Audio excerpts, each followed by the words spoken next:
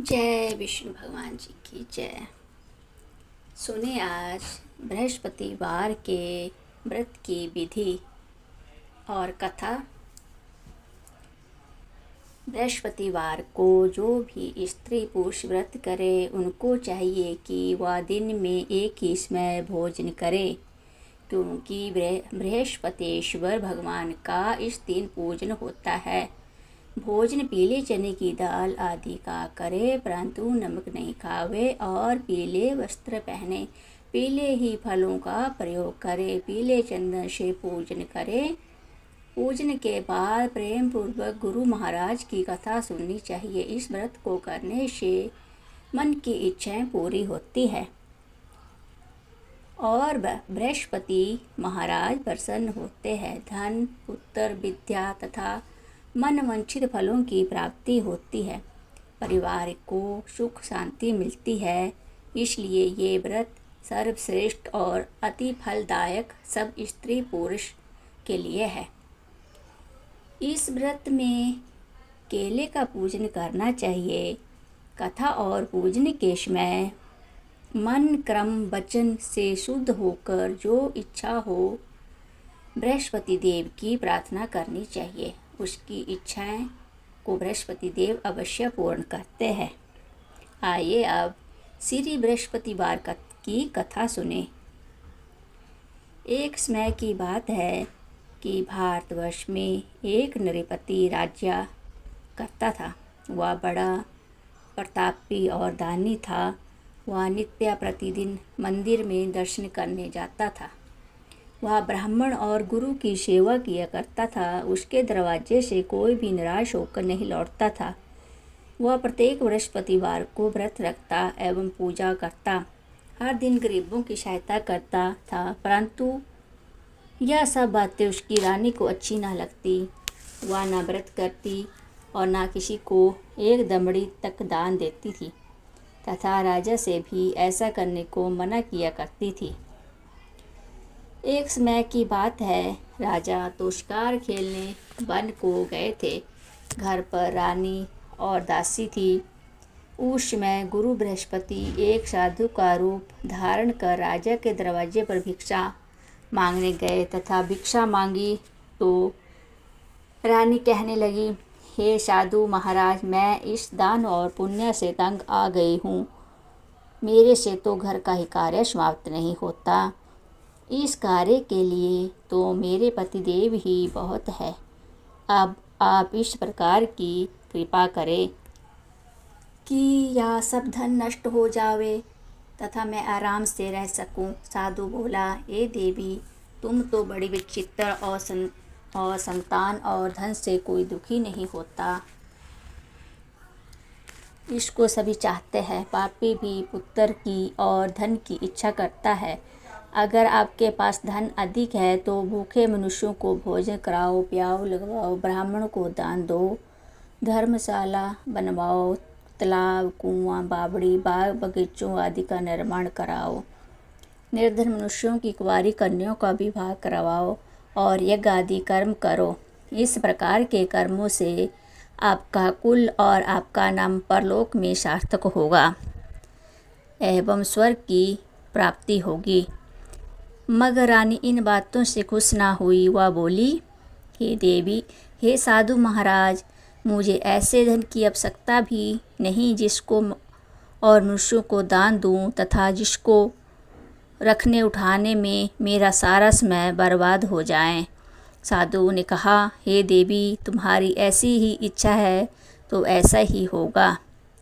मैं तुम्हें बताता हूँ, वैसा करना। बृहस्पतिवार के दिन घर को गोबर से लिपना, अपने केशों को धोना, केशों को धोते समय स्नान करना, राजा से कहना कि वह हजामत करवाएं, भोजन में मांस मंद्रा खाना, कपड़ा धोबी के यहाँ धुलने डालना। इस प्रकार 7 बृहस्पतिवार करने से तुम्हारा सब धन नष्ट हो जाएगा। ऐसा कहकर साधु अंतर्ध्यान हो गए। रानी ने साधु के कहने के अनुसार वैसा ही किया। 3 बृहस्पतिवार ही बीते थे कि उसका समस्त धन नष्ट हो गया और भोजन के लिए दोनों समय तरसने लगे। संसारिक भोगों से दुखी रहने लगे।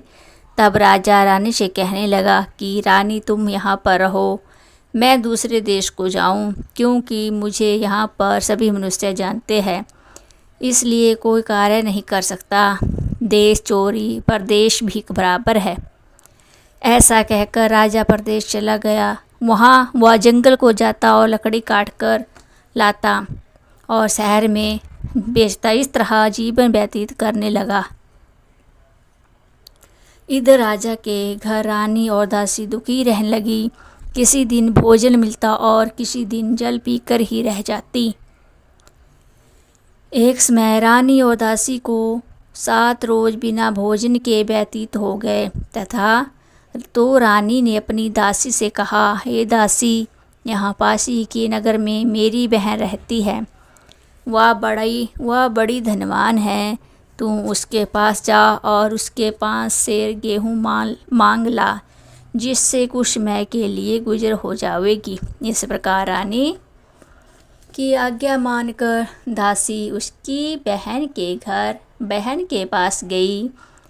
रानी को उस विस्मय पूजा कर रही थी, क्योंकि उस रोज बृहस्पतिवार था। जब दासी ने रानी की बहन को देखा तो उससे बोली, हे रानी, तुम्हारी बहन ने मुझे भेजा है, मेरे लिए 5 सेर गेहूँ दे दो। इस प्रकार दासी ने अनेक बार कहा, परंतु रानी ने कुछ उत्तर न दिया, क्योंकि उस समय बृहस्पतिवार की कथा सुन रही थी।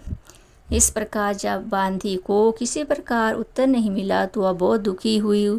क्रोध आया और लौटकर अपने गांव रानी के पास आकर बोली, हे रानी, तुम्हारी बहन ही बहुत अभिमानी है।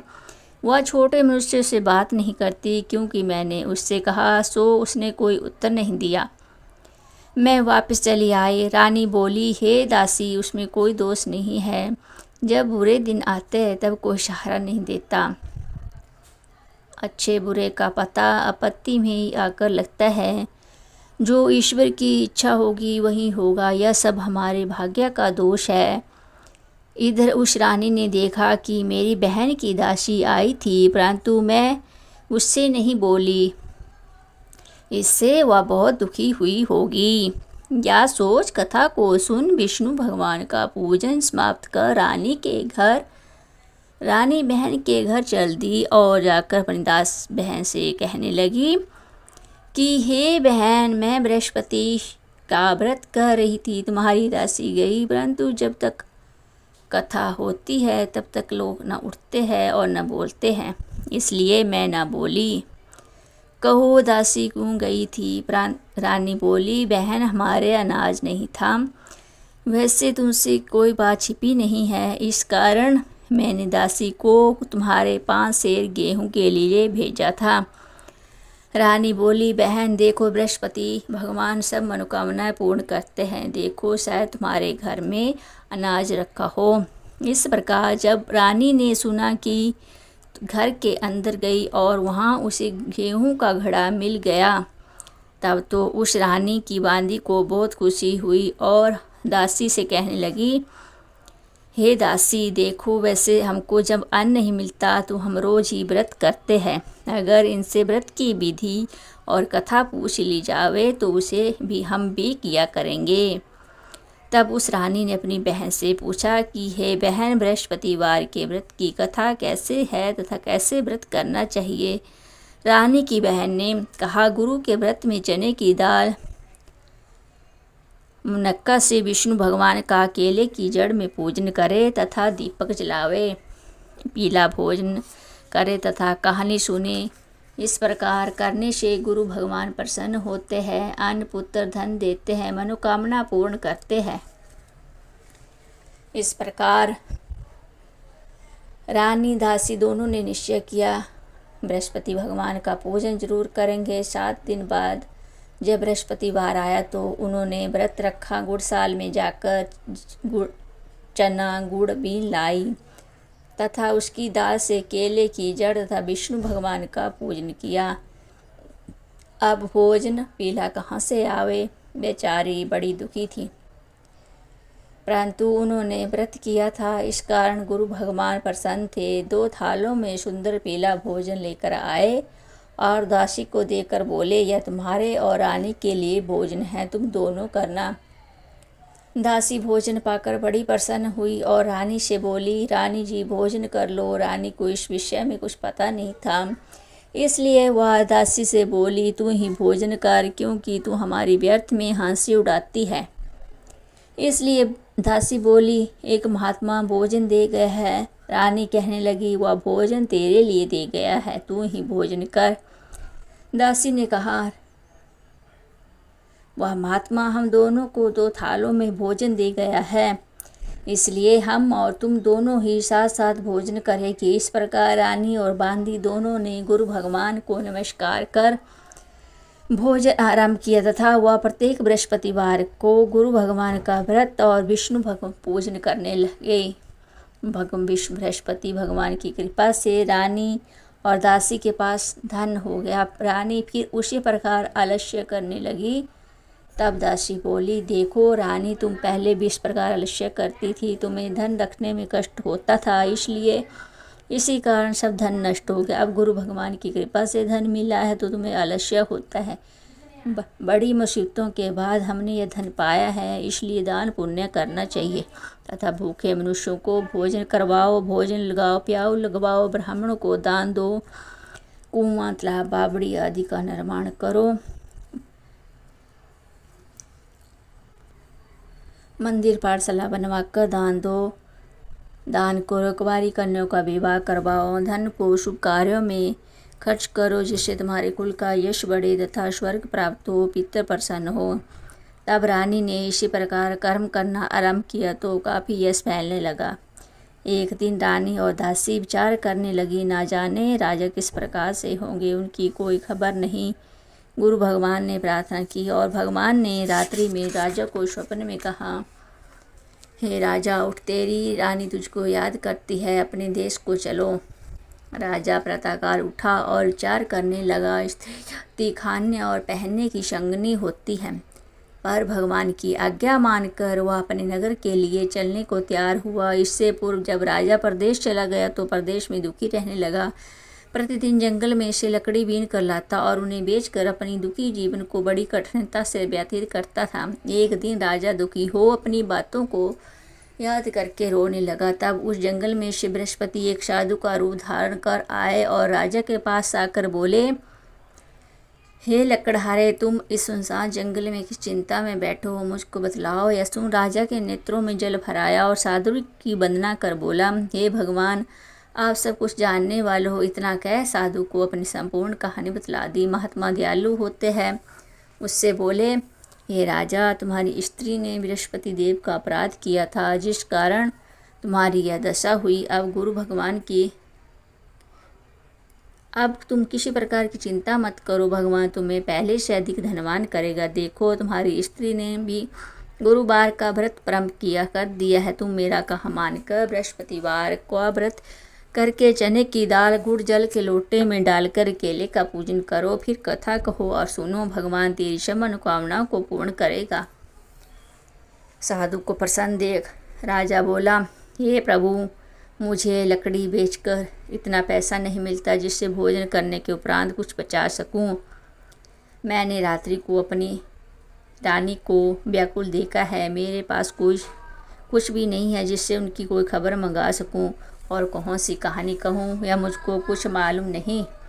हे साधु महाराज, हे राजा, तुम किसी प्रकार की चिंता मत करो। बृहस्पतिवार के दिन तुम रोजाना की तरह लकड़ियाँ लेकर शहर में जाओ, तुमको रोज से दुगना धन प्राप्त होगा, इससे तुम भलीभांति भोजन कर लोगे तथा बृहस्पति पूजा का सामान भी आ जाएगा।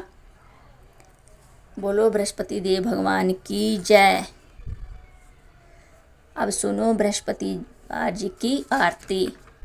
ओम जय बृहस्पति देवा स्वामी, जय बृहस्पति देवा। छिन छिन भोग लगाऊं, छिन छिन भोग लगाऊं, कदली फल मेवा। ओम जय बृहस्पति देवा। तुम पूर्ण परमात्मा त्वमन्तर्यामी स्वामी त्वमन्तर्यामी पिता जगदीश्वर तुम सबके स्वामी। ओम जय बृहस्पति देवा। चरणामृत निज निर्मल सब पातक हरता सब पातक हरता सकल मनोरथ दायक कृपा करो भरता। जय बृहस्पति देवा। तन मन धन अर्पण कर जो जन शरण पड़े स्वामी जो जन शरण पड़े प्रभु प्रकट तब हो कर आकर द्वार खड़े। जय बृहस्पति देवा। दीन दयानिधि भगतन हितकारी स्वामी भगतन हितकारी पाप दोष हरत भव वंदन हारी। ओम जय बृहस्पति देवा। सकल मनोरथ दायक सब संस्यातारी स्वामी सब संस्तारी विषय विकार मिटाओ विषय विकार मिटाओ संतन सुखकारी। ओम जय बृहस्पति देवा। जो कोई आरती तेरी प्रेम सहित गावे जो कोई प्रेम सहित गावे जेठानंद निश्चय पावे। ओम जय बृहस्पति देवा।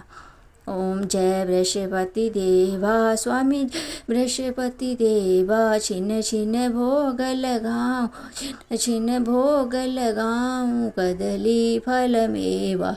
ओम जय बृहस्पति देवा। सब बोलो विष्णु भगवान की जय। बोलो बृहस्पति देव भगवान की जय।